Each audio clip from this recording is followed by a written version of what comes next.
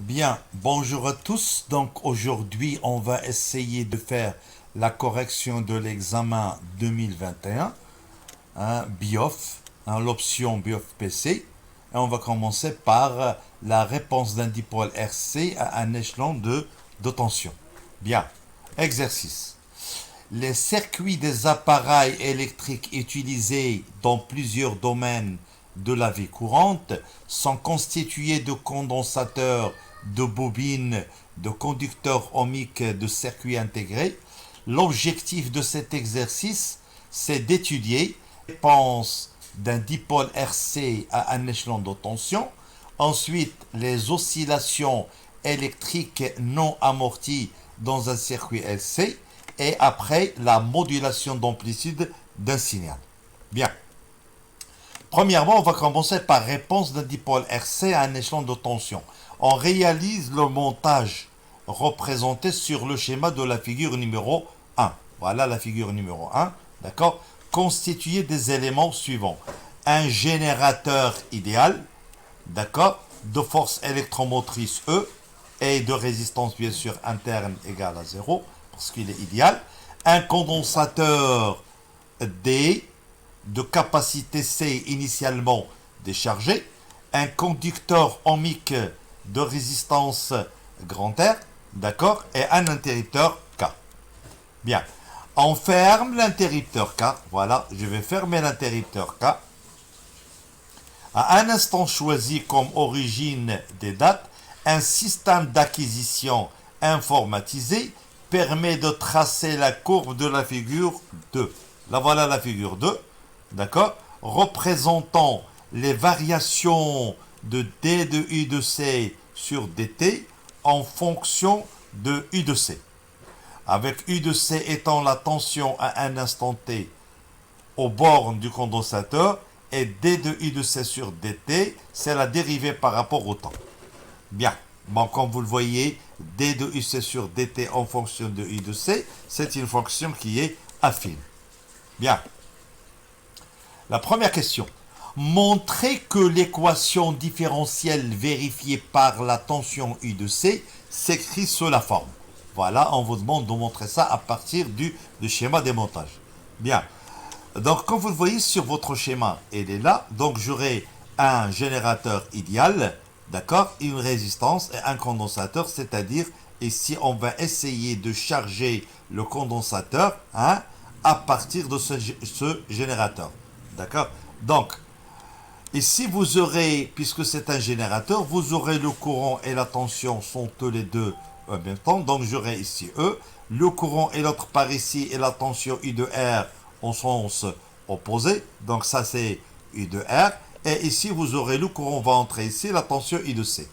Donc, en appliquant bien sûr la loi des mailles, voilà, le change d'orientation positive, c'est le sens des aiguilles d'une montre. On va appliquer la loi des mailles. Voilà. D'après la loi des mailles, somme des tensions égale à 0. Donc, je vais commencer par ici. E est positif dans le même sens. D'accord? Vous aurez E est dans le même sens. E est positif. U de R est négatif. Moins U de C est égal à 0. Donc, je peux déterminer à ce moment-là que U de R plus U de C est égal à E. Or, U de R, c'est RI plus I de C est égal à E. Et on connaît que I est égal à dc, d de I de C sur dt. Je vais le remplacer par sa valeur. Et on trouve c'est RC, d de I de C sur dt plus I de C est égal à E. D'accord? Je vais diviser par le RC. D'accord? Voilà, je vais passer le U de C de l'autre côté avec le signe moins. Et je vais diviser par RC. Voilà, et je vais déterminer d de I de C sur dt est égal à moins I de C sur RC plus E sur RC. C'est l'équation qui a été demandée. Bien.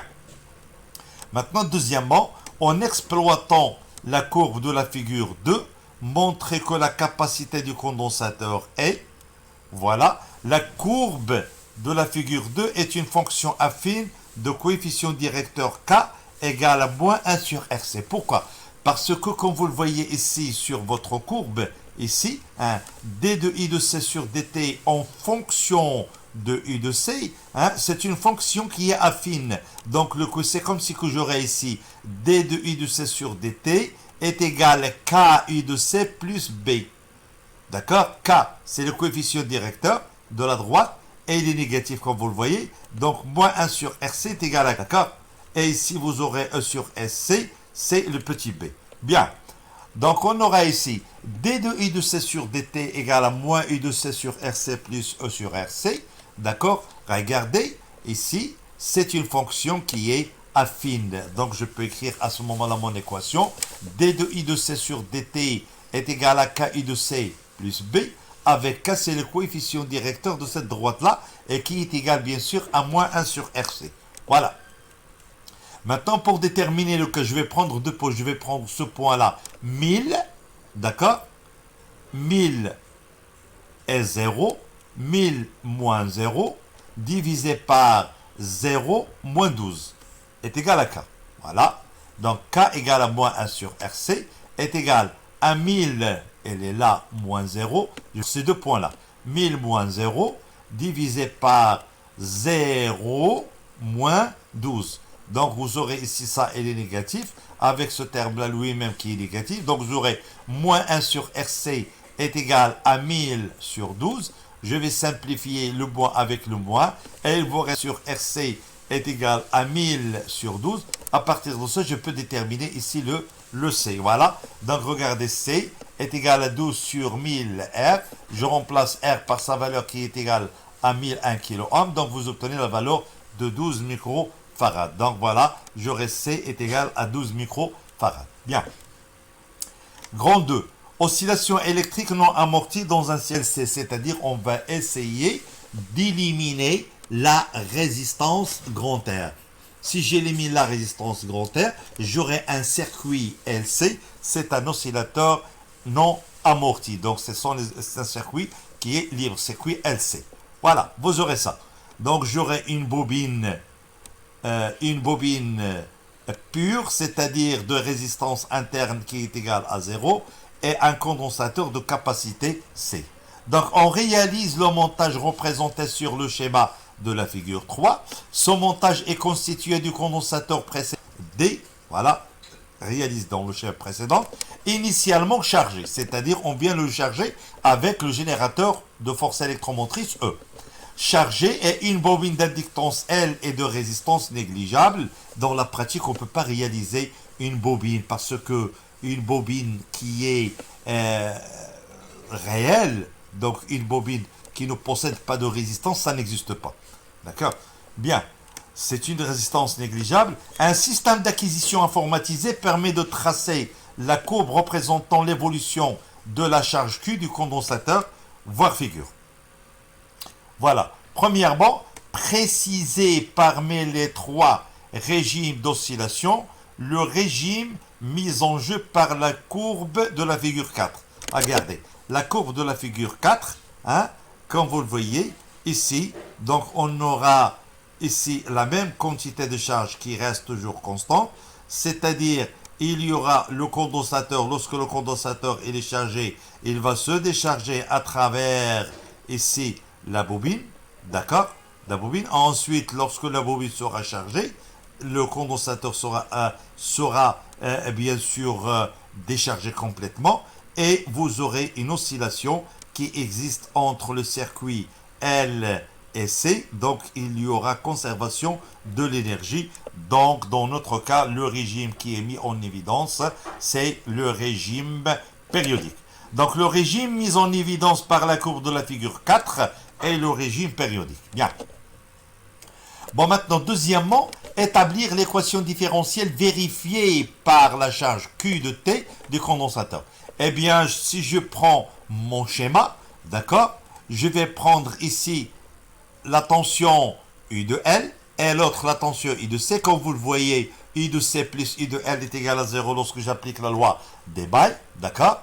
Donc, I de L plus I de C égale à 0. Je remplace I de L par sa valeur, c'est L dI sur dt, puisque R est égal à 0, c'est une inductance qui est pure. Donc, la résistance, elle est nulle. Donc, j'aurai I de L est égal à L dI sur dt.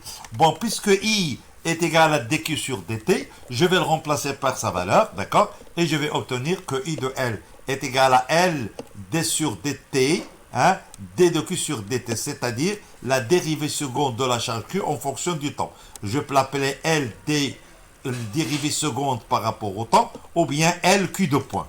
D'accord? Bien. Donc j'aurai I de C est égal à Q sur C, et je vais le remplacer dans l'équation différentielle, et j'aurai L dérivée seconde de Q par rapport au temps plus Q sur C est égal à 0, ou bien L Q de point plus Q sur C égale à 0. Je vais diviser par L, d'accord, et je vais obtenir Q de point plus Q sur SC égale à 0, ou bien la dérivée seconde de Q par rapport au temps plus Q sur SC est égal à 0. Bien, troisièmement, trouver l'expression de la période propre de l'oscillateur en fonction de L et de C pour que l'expression Q de T est égale à Q de M cosinus 2pi sur T0 T soit solution de cette équation différentielle. Et comme vous le voyez, ça c'est du cours. Vous déterminez directement T0 est égal à 2pi racine carrée de LC. Il faut que vous le sachiez par cours. Maintenant, la démonstration. J'aurai Q de t est égal à Q de M cosinus 2pi sur T0 T. Je ferai la dérivée. La dérivée du cosinus c'est moins sinus avec 2pi sur T0. D'accord? Donc, d de Q sur dt c'est moins 2pi sur T0. Q de M sinus 2pi sur T0 T. Je ferai la dérivée seconde. La dérivée du sinus c'est cosinus avec 2pi sur T0. Ça sera au carré. Donc, je peux écrire d au carré. La Q de point c'est moins 2pi sur T0 au carré. Q de M cosinus de pi sur T0 T, puisque Q de M est égal à Q de T, voilà, et j'aurai à ce moment-là, comme vous le voyez, remplacé par sa valeur D dans cette équation-là, voilà, et j'aurai moins 2 pi sur T0, Q de T plus Q sur T, Q sur S égale à 0, voilà, et je peux déterminer que 2 pi sur T0, je vais le passer de l'autre côté, et on simplifie par Q de T, j'aurai 2pi sur T0, le taux au carré est égal à 1 sur LC, alors T0 est égal à 2pi racine carrée de LC. Bien. Bon, maintenant, quatrièmement, déterminer graphiquement la valeur de T0, la valeur de la période propre du système oscillant LC. Voilà. Donc, comme vous le voyez, la période T, puisque c'est un système périodique de période T0, alors la période, je peux le déterminer entre deux maxima, d'accord? C'est T0, ou bien je peux le prendre d'ici à ici, d'accord? Ou bien je peux le prendre entre deux minima. Graphiquement, vous pouvez déterminer graphiquement ici la valeur de T0 est égale à 21 millisecondes, c'est-à-dire 21 10 à la puissance moins 3 secondes. Bien. Cinquièmement, on déduire la valeur de L. On prendra pi carré est égal à 10. Donc, d'après la relation qu'on a déterminée, d'accord, je peux déterminer que L est égal à 1 sur C T0 sur 2pi au carré, d'accord. Je connais C, je connais T0, et vous aurez, c'est comme si vous aurez 1 sur C, ou bien T0 au carré sur C, 4 pi au carré, puisque pi au carré est égal à 10, je ferai l'application numérique, voilà, et je détermine que L est égal à 0,92 Hz, presque est égal à la valeur de 0,92 Hz. Voilà, donc merci de votre attention et on essayait de faire la correction.